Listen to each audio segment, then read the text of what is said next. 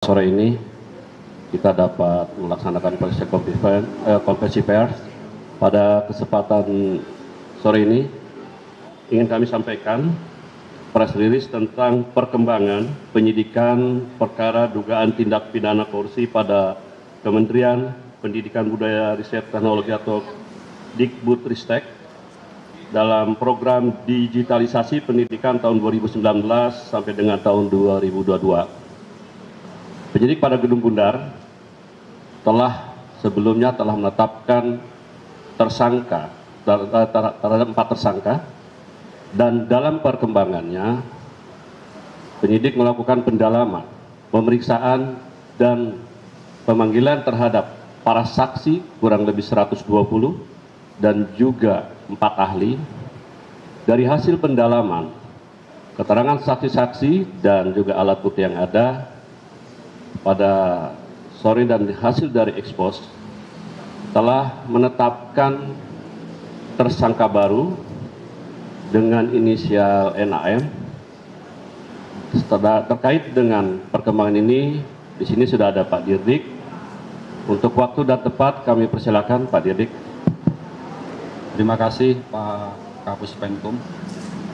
Yang saya hormati rekan-rekan media semuanya, Assalamualaikum warahmatullahi wabarakatuh. Salam, Om Swastiastu, Namo Buddhaya, salam kebajikan. Sehubungan dengan perkembangan penyidikan perkara dugaan tindak pidana korupsi pada Kementerian Pendidikan, Kebudayaan, Riset, dan Teknologi dalam program digitalisasi pendidikan tahun 2019 sampai dengan tahun 2022, dapat kami sampaikan bahwa berdasarkan hasil pemeriksaan dan alat bukti, yaitu berupa keterangan saksi, ahli, petunjuk, dan surat, serta barang bukti yang telah diterima atau diperoleh tim penyidik pada Jampisus, pada hari ini kembali menetapkan 1 orang tersangka dengan inisial NAM selaku Menteri Pendidikan, Kebudayaan, Riset, dan Teknologi Republik Indonesia periode tahun 2019-2024. Perbuatan yang dilakukan oleh tersangka NAM antara lain yaitu pada bulan Februari 2020, NAM yang saat itu menjabat sebagai Menteri Pendidikan dan Kebudayaan, Riset, dan Teknologi melakukan pertemuan dengan pihak dari Google Indonesia dalam rangka membicarakan mengenai produk dari Google, yaitu dalam program Google for Education dengan menggunakan Chromebook yang bisa digunakan oleh kementerian, terutama kepada peserta didik.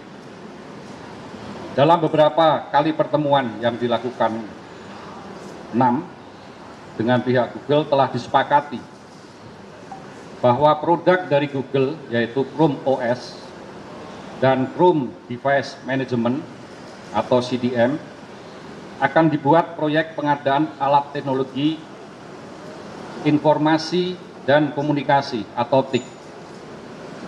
Dalam mewujudkan kesepakatan antara NAM dengan pihak Google Indonesia, selanjutnya pada tanggal 6 Mei 2020, NAM mengundang jajarannya, diantaranya yaitu H selaku Dirjen PAUD Dikdasmen, T selaku Kepala Badan Litbang Kemendikbudristek, JT dan FH selaku staf khusus menteri telah melakukan rapat tertutup, yaitu melalui via Zoom meeting, dan mewajibkan para peserta dalam menggunakan handset atau alat sejenisnya yang membahas pengadaan atau kelengkapan alat TIK, yaitu menggunakan Chromebook sebagaimana perintah dari NAM.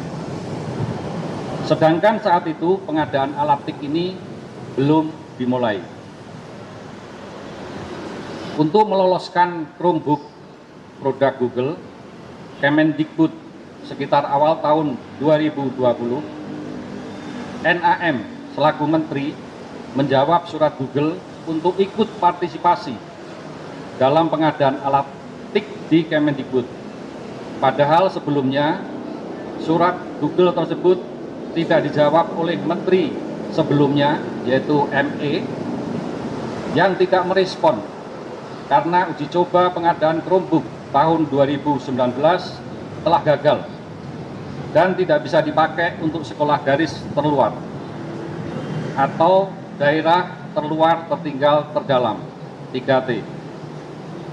Atas perintah 6 dalam pelaksanaan pengadaan TIK tahun 2020 yang akan menggunakan Chromebook, SW selaku Direktur SD dan M selaku Direktur SMP membuat juklat yang spesifikasinya sudah mengunci, yaitu Chrome OS. Selanjutnya tim teknis membuat kajian review teknis yang dijadikan spesifikasi teknis dengan menyebut Chrome OS. 6 pada bulan Februari 2021 telah menerbitkan Permendikbud nomor 5 tahun 2021 tentang petunjuk operasional dana alokasi khusus fisik reguler bidang pendidikan tahun anggaran 2021 yang dalam lampirannya sudah mengunci spesifikasi Chrome OS. Ketentuan yang dilanggar: 1. Peraturan Presiden nomor 123 tahun 2020 tentang petunjuk teknis dana alokasi khusus fisik tahun anggaran 2021. Kedua, Peraturan Presiden nomor 16 tahun 2018 sebagaimana telah diubah dengan Peraturan Presiden nomor 12 tahun 2021 tentang pengadaan barang jasa pemerintah. Ketiga, Peraturan LKPP nomor 7 tahun 2018 sebagaimana telah diubah dengan Peraturan LKPP nomor 11 tahun 2021 tentang pedoman perencanaan pengadaan barang jasa pemerintah. Kerugian keuangan negara yang timbul dari kegiatan pengadaan TIK diperkirakan senilai kurang lebih 1.980 miliar yang saat ini masih dalam penghitungan kerugian keuangan negara oleh BPKB. Pasal yang disangkakan: tersangka 6 disangkakan melanggar pasal 2 ayat 1 atau pasal 3 Yunto pasal 18 Undang-Undang nomor 31 tahun 1999 sebagaimana diubah dengan Undang-Undang nomor 20 tahun 2001 tentang perubahan atas Undang-Undang RI nomor 31 tahun 1999 tentang pemberantasan tindak pidana korupsi Yunto pasal 55 ayat 1 ke 1 KUHP.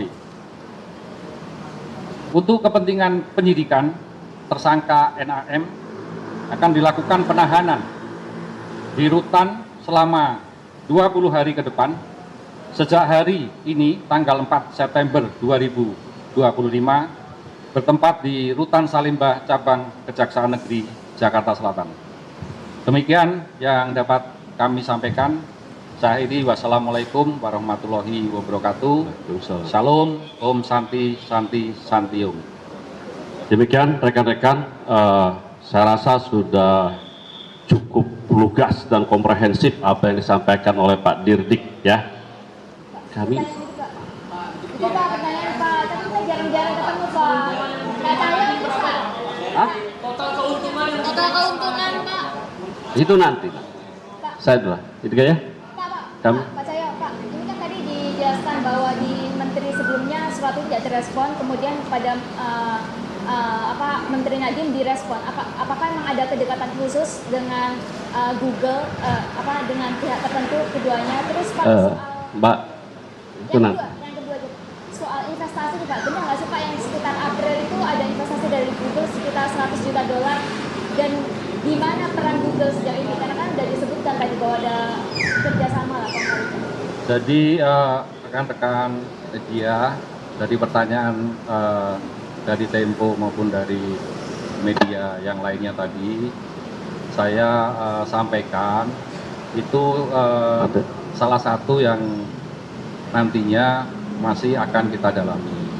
ya. Tentunya hal-hal terkait dengan penyidikan ini belum dapat kami sampaikan secara utuh karena masih dalam kerangka untuk keperluan penyidikan. Sekian, terima kasih. Demikian ya. Makasih ya. Udah. Pak Cahaya investasinya emang ada Pak ya? Nanti dulu ya. Kita kan fokus ke ini aja dulu ya. Sudah. Pak Dirdik masih ada kegiatan lagi ya. Makasih ya. Itu masih dalam masih dalami semua ya. Jangan dikira-kira dulu. Ini masih nilai investasinya dari Google itu emang ada Pak ya?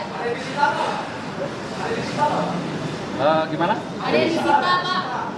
Yang pasti kita lakukan penyitaan sudah, yaitu dalam tadi sudah saya sampaikan, tentunya yang terkait dengan penyidikan ini, surat, dokumen, ya, terkait dengan pengadaan di Kemendikbud ini. Ya. Pak, tapi investasinya Baik. emang ada kan Pak? Pak Cahaya, nilai investasi Teman-teman. Google ke Gojek itu emang ada kan Pak? kan nanti itu masih didalami nanti Mbak Jihan ya. Oke. Saya cukup sekian ya. Udah ya. Mohon kerjasamanya, ini masih dalam tahap penyidikan. Biarkan penyidik mendalami lebih dalam lagi ya. Makasih. Wabillahi taufiq walhidayah. Wassalamualaikum warahmatullahi wabarakatuh.